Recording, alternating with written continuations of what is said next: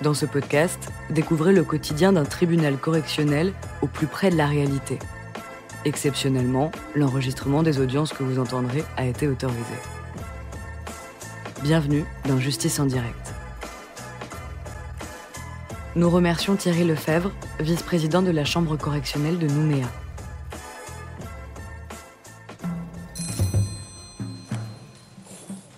L'audience du tribunal correctionnel est ouverte, vous pouvez vous asseoir. Affaire numéro 9. Avancez à la barre, monsieur.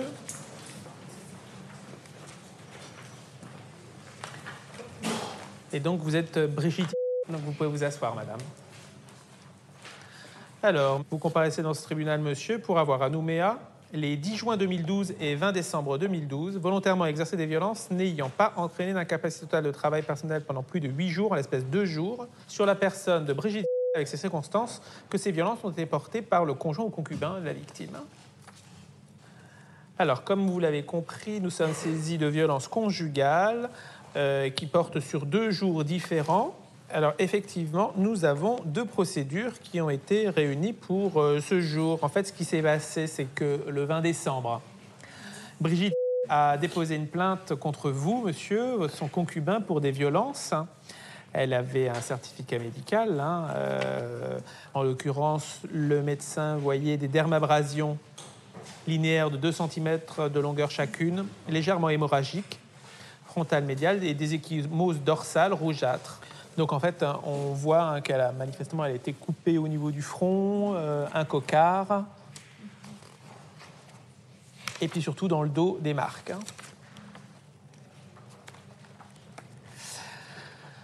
Alors,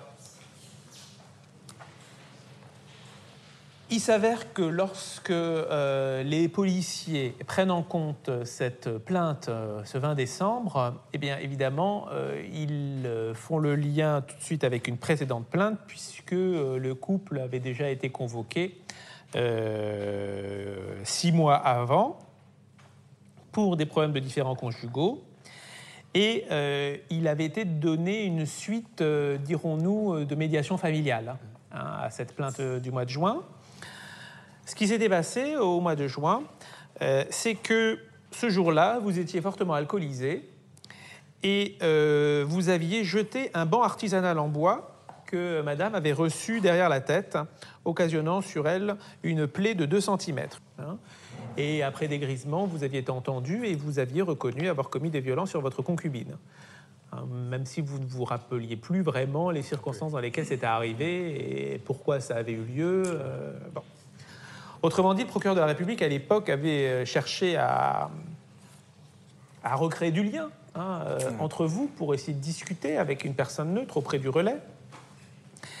Mais le problème, c'est que ça s'est pas bien passé. Alors, autant vous êtes venus tous les deux au départ, autant après, l'un et l'autre avaient présenté des excuses, des prétextes, pour ne pas venir au rendez-vous de la médiation. Alors, est-ce que vous reconnaissez toujours, monsieur, avoir frappé votre concubine au mois de juin et au mois de décembre ? D'accord. Comment ça se passe, là, depuis 4 mois ? Mieux qu'auparavant, quoi. Ça s'est arrangé un peu. Ça s'est arrangé un peu ? Vous vivez toujours ensemble ? Oui ? Et il n'y a pas d'épisodes de violence qui se sont reproduits ? Non. Pourquoi est-ce que vous n'êtes pas allé à la médiation ? C'était par rapport aux heures de la médiation. Ça allait pas avec mon travail, quoi. D'accord, mais la médiation, elle sait s'adapter aussi, faire pour que... Si vous ne travaillez pas tous les jours, 24h/24. Oui, mais j'ai pas tous les moyens, comme tout le monde, c'est à venir à la médiation tous les jours. D'accord. Mais vous voyez, ça vous aurait évité le tribunal. Ouais, voilà. Vous avez compris ça, que vous avez raté une occasion, Oui. que ça se passe bien. Alors, madame, levez-vous, je vous en prie. Alors, on voudrait quelques explications. Qu'est-ce que vous en pensez de cette histoire de médiation ? Qu'est-ce qui a fait que ça n'a pas marché ?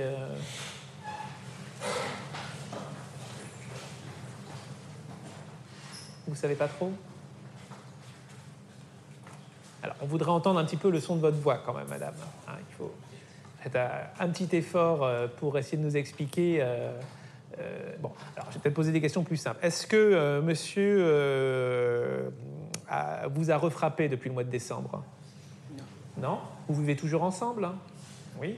Et pour la suite, vous souhaitez continuer à vivre ensemble, hein? Simplement, vous souhaitez continuer à vivre ensemble, mais qu'il n'y ait plus de violence. Non. Voilà. Donc, vous avez compris que la première fois, quand vous avez déposé plainte, le procureur de la République a essayé de faciliter un peu les choses, hein, mettre du liant en ordonnant une médiation. Et pourquoi elle a échoué, cette médiation, selon vous? C'est pas échoué, c'est qu'on n'est pas parti. C'est qu'elle n'est pas? On n'est pas parti pour le rendez-vous, on n'est pas parti. Ben, vous étiez déjà venu une fois quand même. Oui, on est venu vous êtes venu une fois, Pas la deuxième. mais après, vous n'êtes pas revenu. Hein, puis on voit que vous avez donné des prétextes.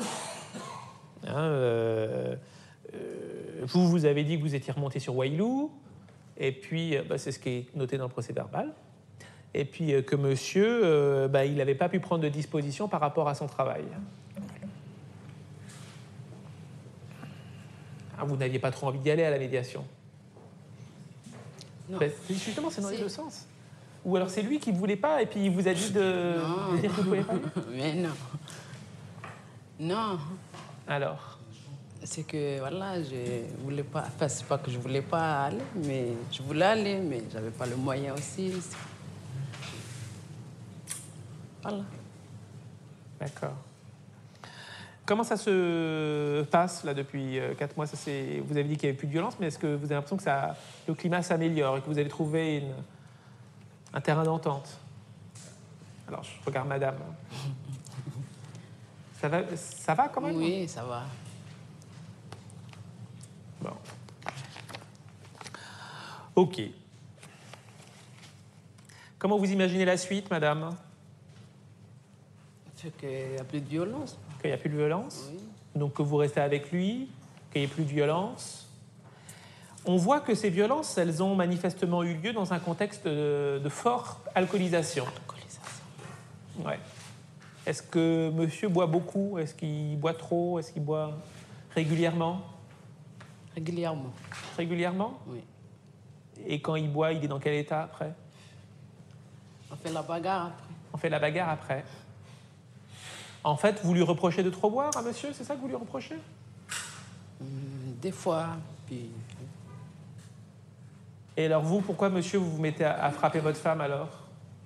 Parce que c'est facile de dire je me souviens pas, j'ai rien vu, je sais pas pourquoi. Si, il y a une raison quand même pour laquelle vous frappez votre femme. C'est sous l'effet de l'alcool. C'est sous l'effet de l'alcool? Parce que quand je suis à jeun, je ne frappe pas. Quand vous êtes à jeun, vous ne la frappez pas. Non. Voilà. Donc Donc on s'engueule en étant à jeun, mais on s'engueule, mais on ne frappe pas. C'est ça. C'est quand tu es sourd, là. Alors c'est quoi que la conclusion que vous en tirez pour que les violences s'arrêtent? Diminuer, voire arrêter de boire, quoi. Ben oui. Puis c'est la cause. Ben vous voyez, vous connaissez la raison. Vous connaissez la solution à votre problème. Donc, comme le tribunal a constaté à 2 reprises que vous frappiez alors que vous étiez très alcoolisé, et peut-être que le tribunal sera incité à vous empêcher de boire. Ça serait une solution.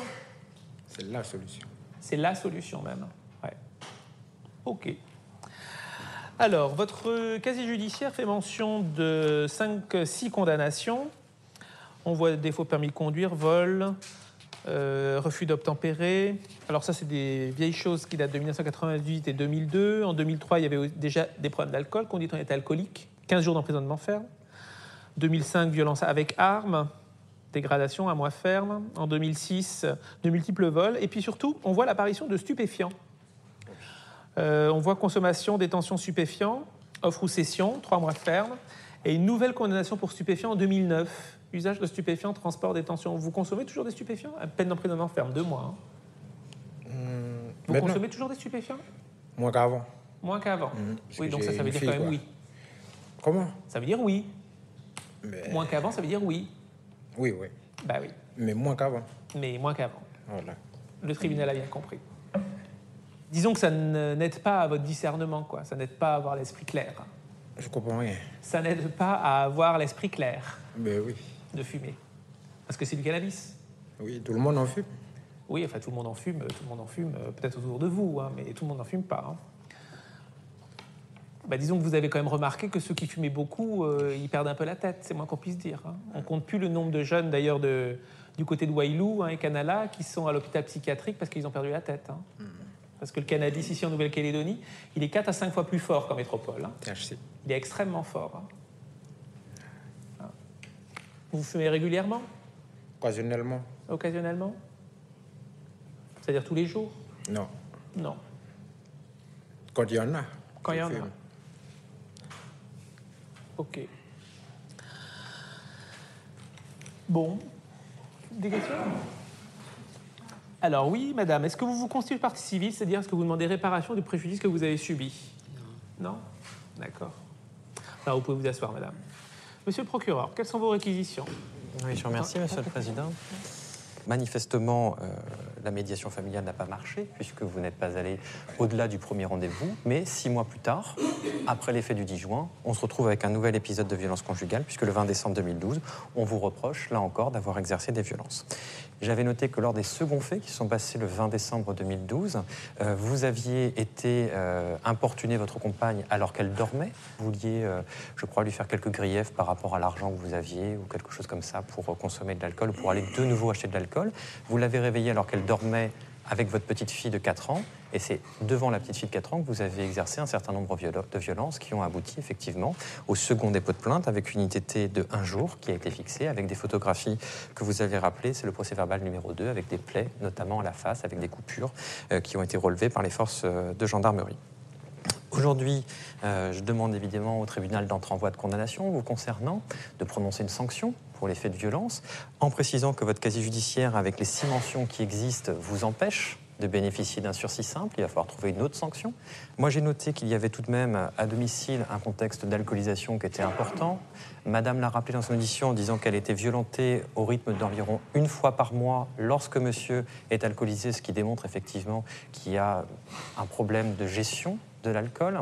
Je pense que la sanction adaptée pour monsieur, c'est une peine de 6 mois d'emprisonnement assortie d'un sursis mis à l'épreuve pendant une durée de 2 ans avec une injonction de soins.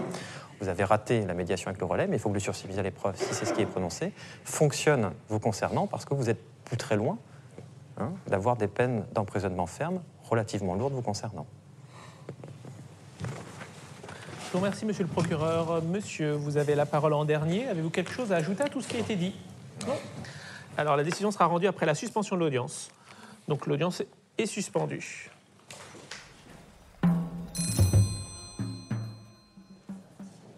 L'audience reprend, vous pouvez vous asseoir. Alors, par jugement contradictoire, monsieur, le tribunal vous déclare coupable des faits qui vous sont reprochés, vous condamne en répression à 6 mois d'emprisonnement avec sursis mis à l'épreuve pendant 2 ans, avec obligation particulière de soins, évidemment pour l'alcool et le cannabis. Cela signifie, monsieur, que vous n'effectuerez pas ces 6 mois d'emprisonnement, vous ne les effectuerez que si vous ne respectez pas le suivi de soins. D'accord ? Alors, vous allez être convoqué prochainement par le juge de l'application des peines, qui va se charger donc, de vous suivre dans les 2 ans qui viennent avec le service pénitentiaire d'insertion et de probation. Et vous allez devoir justifier que vous suivez bien ces soins. Alors, avancez, monsieur. Vous signez ici. Voilà, cette signature, ça veut dire que vous engagez à respecter les obligations dans le juge de l'application des peines.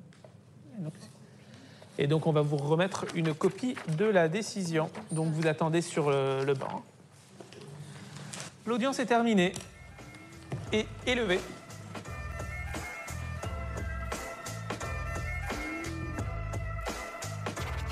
Vous venez d'écouter Justice en direct. Si vous avez aimé ce podcast, vous pouvez vous abonner sur votre plateforme de podcast préférée et suivre Initial Studio sur les réseaux sociaux. Justice en direct est une coproduction Initial Studio et Morgane Productions. Ce podcast est une adaptation de la série documentaire En direct du tribunal, produit par Morgane Productions, écrit par Samuel Luret et réalisé par Nathalie Kawam. Production exécutive du podcast, Initial Studio. Production éditoriale du podcast, Sarah Koskiewicz. Montage, Camille Legras. Musique, La Grande Table. Illustration, Paul Grelet.